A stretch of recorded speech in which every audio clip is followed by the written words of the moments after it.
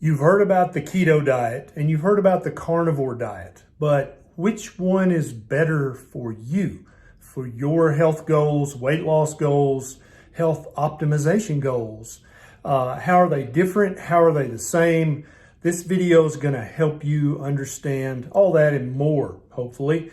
I'm Dr. Ken Berry, a family physician with 20 years of clinical experience, and I'm going to help you understand which one's better for you, keto or carnivore. The three key concepts that you need to understand in order for this video to help you the most are carbohydrate count, the amount of carbohydrates you're eating a day. Two is the inappropriate inflammation that may be caused by your diet, by a diet in general. And then thirdly, whether or not you suffer from an autoimmune condition, whether it's diagnosed or not. Everything I'm about to say about these two different diets comes back to these three key concepts. So first of all, the carbohydrates. A ketogenic diet is by definition a very low carbohydrate diet. The carnivore diet is a subset of a ketogenic diet. So if you think about your carbohydrate intake as a carbohydrate knob, like the volume knob on one of those old stereos that your family used to own, a ketogenic diet really turns down your carbohydrate intake versus what it previously was on the standard Western diet or whatever other fad diet you were eating. A carnivore diet turns down the carbohydrate intake knob as close to zero as you can get it. And so for some people who are young and metabolically healthy and very slender, they may be able to eat 50 total grams of carbohydrates a day, as long as they're good quality carbohydrates, and be in ketosis for most of the day and reap all the benefits of a ketogenic diet. Other people may have to turn down their carbohydrate intake to 20 total grams a day. And only then do they start to burn fat that has been stored on their body and start to reap the other benefits that the ketogenic diet can give you.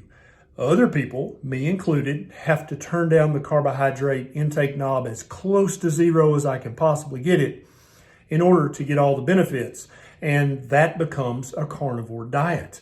And so as you turn down your carbohydrate intake knob, you eliminate more and more plant foods from your diet because all plants contain carbohydrates, even avocado, even coconut. These things contain some carbohydrates, and some of us, usually people who are older, usually people who are very overweight, they're going to benefit more and benefit quicker from turning down the carbohydrate intake to as low as they can possibly stand it.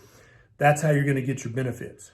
One big problem I have with the ketogenic diet is that it's being bastardized. And what I mean by that is that the ketogenic way of eating is becoming very, very popular. There are some billion-dollar food corporations who are trying to jump on this popular trend. SlimFast now has a line of keto things. There are many up-and-coming food manufacturers and supplement manufacturers who are trying to jump on the keto train.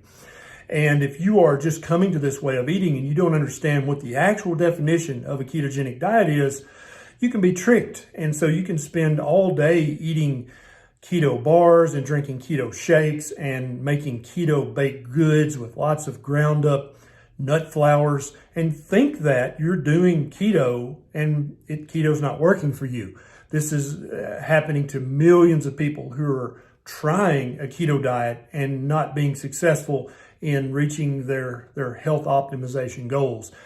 A ketogenic diet, by my definition, and I think by most serious experts' definition, is a one ingredient, real whole food diet. There are no shakes or bars or powders or lots of baked keto cakes and pies and cookies. These things are mimicking your old way of eating, and they may be useful as you transition from eating a junk diet to eating a keto diet, but they're not part of a real ketogenic diet. A real ketogenic diet is made up of real, whole, one ingredient, natural foods that either were grown from the soil or ran around and ate what was grown from the soil. If the keto thing that you're about to eat has more than 3 or 4 ingredients, it's most assuredly not keto. The next question to ask yourself is, how much of my current health problems are a result of chronic, inappropriate inflammation? And there are millions of us out there, and you may be one of those. If so, then it becomes important what you're eating on your ketogenic diet. And so for many people, they can eat lots of dark green leafy veg, they can eat lots of nuts and nut flours and nut meals, but some of us cannot because they cause inflammation. Whether we're sensitive to the lectins, the phytates, the oxalates that are contained in the greens or the nuts. Some of us are very sensitive to dairy protein, but not dairy fat. And so that's going to help you decide keto or carnivore. If you're not seemingly inflamed by these things, then you can eat keto and probably live a very long, healthy life and not have a lot of suffering. But if you are sensitive to the oxalates or the phytates or the lectins contained in greens and nuts, then a carnivore diet may help you with health problems that a ketogenic diet didn't seem to help you with. And then thirdly, if you suffer from an autoimmune condition, it's very common that you're going to have a flare-up of your autoimmune condition if you eat almost anything that is a plant-based food. And again, that would make a carnivore diet much preferable. And so I have had access to the medical records and to the self-reporting of many people who suffer from Hashimoto's thyroiditis, type 1 diabetes, multiple sclerosis, Crohn's disease, and many other autoimmune conditions.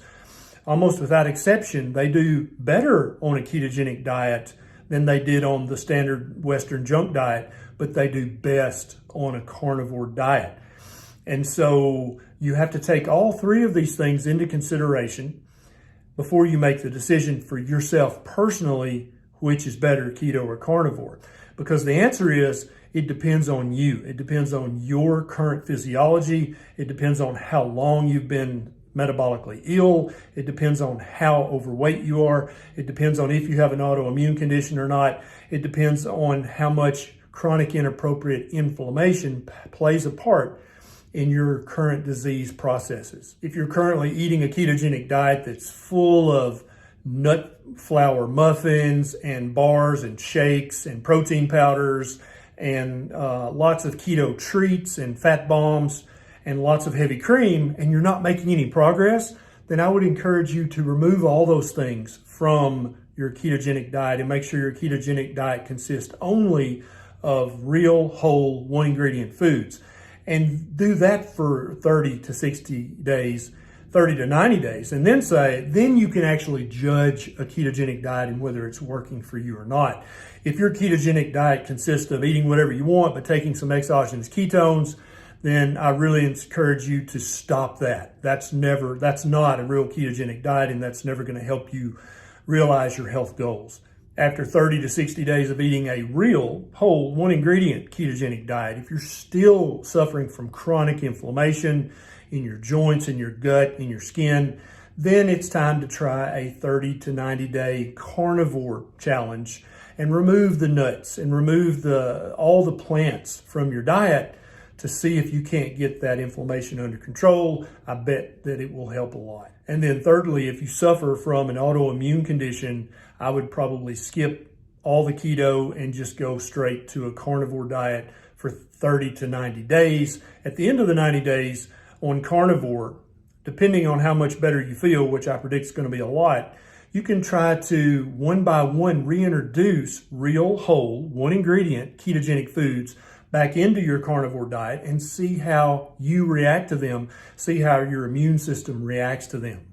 So to sum up, the answer, which is better, keto or carnivore for you, it depends. It depends on how your health is currently. It depends on the levels of chronic inflammation in your body and whether they're caused by oxalates and phytates and lectins or whether it's not.